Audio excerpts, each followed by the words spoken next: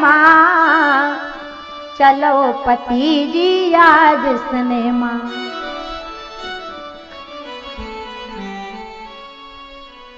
तो ऐसे भाव नहीं होना चाहिए। बोलो राधे राधे। माता अदिति ने अपने पति कश्यप मुनि से कहा, हमारे पुत्र घर से बेघर हो गए महाराज, इनके लिए कुछ उपाय करो ना। राजा बलि 100वां यज्ञ करने जा रहा था, तभी पयोव्रत का पालन करने के लिए महाराज कश्यप ने बताया 1 वर्ष तक माता अदिति दूध का सेवन करके व्रत रखी।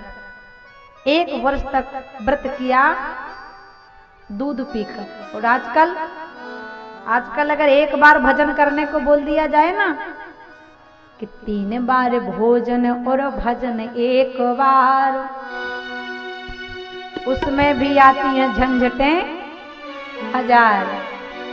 मन मेरा कहता है भीला खेड़ी जाकर कथा सुनाऊं, लेकिन रास्ते में चलते चलते आ गया बुखार। 3 बार भोजन और भजन 1। आज एकादशी है, ईमानदारी से बताना, पुत्रदा एकादशी है आज। देखो पुत्रदा, पुत्र देने वाली एकादशी। जिनको संतान नहीं उनको संतान प्राप्त होती है इस व्रत को रखने से। कितने लोग व्रत हैं आज? बहुत सुंदर। और एकादशी के दिन कभी घर में चावल नहीं बनाना चाहिए।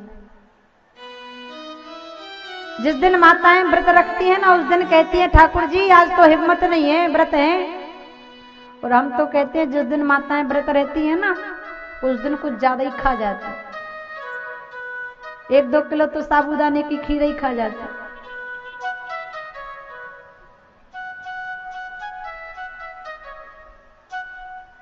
यहाँ की बात नहीं है, लेकिन महारानी अदिति ने व्रत रखा 1 वर्ष तक। और माता अदिति के गर्भ से साक्षात नारायण स्वरूप भगवान का अवतार हुआ। बोलिए वामन भगवान की। साक्षात भगवत तुल्य भगवत स्वरूप वामन अंगुल के नारायण ने वामन का रूप धारण करके अवतार लिया। माता पार्वती ने भिक्षा डाली, महाराज इंद्र ने कमंडल दिया, वरुण देव ने छत्र दिया, माता अदिति ने भीख डाली। और जहां पर राजा बलि 100वां यज्ञ कर रहा था वहां पर गए। राजन, मैंने सुना है तुम बहुत बड़े दानी हो। दानी कौन है पता है?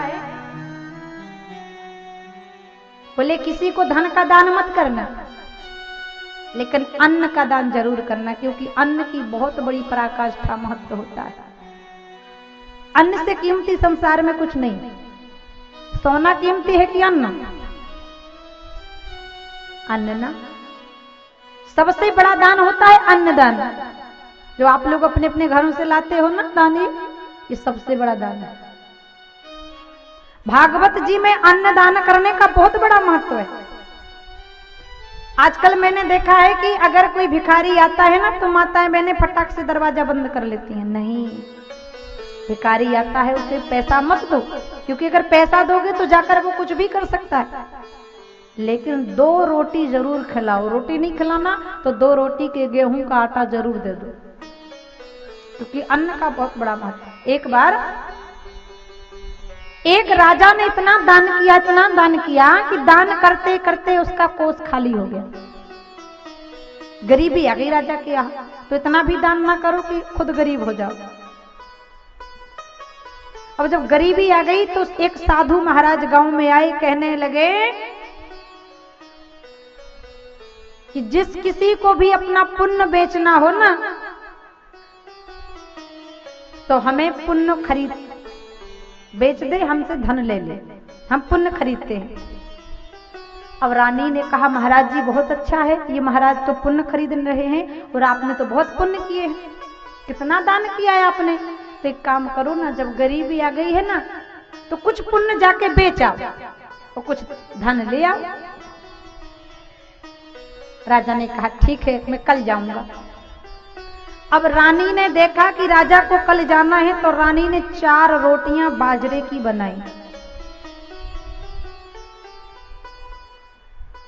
बाजरे की 4 रोटियां बनाई। कहा महाराज, संत महाराज के पास जाने में आपको विलंब हो जाएगा, रास्ते में भूख लगेगी तो खा लेना, ध्यान देना।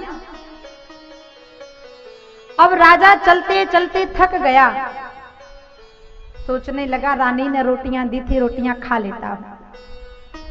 और जैसे ही उन रोटियों को निकालता है खाने के लिए, कि वहां पर एक कुतिया अपने 4 पिल्लों को लेकर आ जाती है। अब राजा जैसे रोटी खाने के लिए तोड़ता है कि उस कुतिया के पिल्ले रोने लगते हैं। राजा को दया आ गई, राजा ने एक रोटी उठाई और डाल दी, एक पिल्ले ने खा ली। अब दूसरा पिल्ला रोने लगा, राजा को दया आई, राजा ने दूसरी रोटी भी पिल्ले को डाल दी। फिर पिल्ला रोने लगा, तो ऐसे करते करते राजा ने चारों की चारों रोटियां उन पिल्लों के बीच डाली और उन पिल्लों ने वो रोटी खा ली। राजा ने पानी पिया और चला गया। संत के पास गया, महाराज जी मुझे अपने पुण्य बेचना है। संत ने कहा, महाराज अगर पुण्य बेचना है तो मैं बासा पुण्य नहीं खरीदूंगा, ताजा पुण्य खरीदूंगा। अब राजा रोने लगा, अरे महाराज जी अब तो मैं गरीब हो गया, आज तो मैंने कोई पुण्य किया ही नहीं, मैंने किसी को 1 रुपए का दान नहीं किया, ना हीरा दिया, ना मोती दिया, ना जवाहर दिया, आज तो मैंने कोई पुण्य किया ही नहीं महाराज, पहले पुण्य किया था उस पुण्य को बेचने आया हूं ना। संत ने कहा, नहीं नहीं महाराज आप याद करो, अगर कुछ पुण्य किया हो तो आज तो ही मैं खरीदूंगा। राजन ने याद किया, कहने लगा, महाराज मैंने कुछ पुण्य आज नहीं किया, केवल एक कुतिया के 4 पिल्लों को 4 रोटियां खिलाई हैं और कुछ नहीं किया। महात्मा जी ने कहा, तो एक काम करो, उस 4 रोटियों के पुण्य को तुम मेरी तराजू पर रखो, उस पुण्य के बराबर जितना धन आएगा तुम्हें दे दूंगा। एक तराजू के पल्ले पर 4 रोटियों का पुण्य रखा, उस संत के पास जितना धन था पूरा धन दूसरे पल्ले पर चढ़ गया, लेकिन 4 रोटियों का जो पल्ला था वह ऊपर नहीं गया। कहने का भाव, अन्नदान से बड़ा कोई दान, भूखे को भोजन कराने से बड़ा कोई पुण्य का काम नहीं है। इसलिए दरवाजे पर कोई आए ना तो उसे दान अन्न का जरूर करना। भागवत जी में जाना तो भी अन्न का दान जरूर करना, क्योंकि अन्नदान महाकल्याण। क्यों? क्योंकि दान किए धन ना घटे, जो सहाय रघुबीर, तुलसी पंचना के पिए, न सरता मीर को रामा।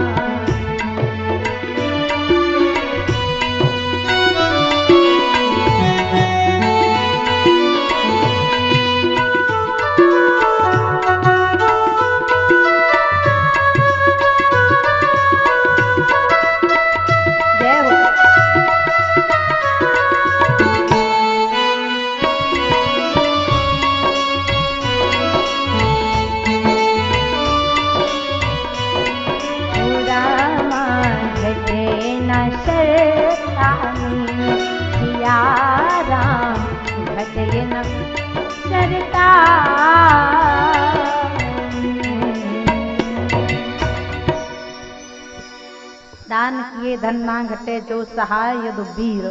दान करने से कभी हमारा अन्न धन घटता, अपितु लाख गुना बढ़ जाता है। भगवान के लिए 1 कदम चलकर आता है लेकर 10 कदम भगवान उसकी विपत्ति में लेकर पहुंच जाते हैं। भगवान वामन ने अवतार लिया, राजा बलि के यहाँ पहुंच गए। महाराज मैंने सुना है तुम बहुत बड़े दानी हो। राजा बलि ने कहा, ठीक सुना है महाराज, दानी तो हूं। आप बताओ, व्हाट डू यू वांट?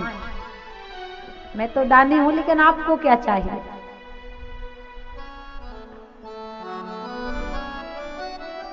भगवान ने कहा, राजा बलि मुझे पता है क्या चाहिए, कि बामन रूप धरहु भगवाना, मांगहु तीन चरण भूदाना, मांगहु तीन चरण भूदाना, बामन रूप धरहु भगवाना।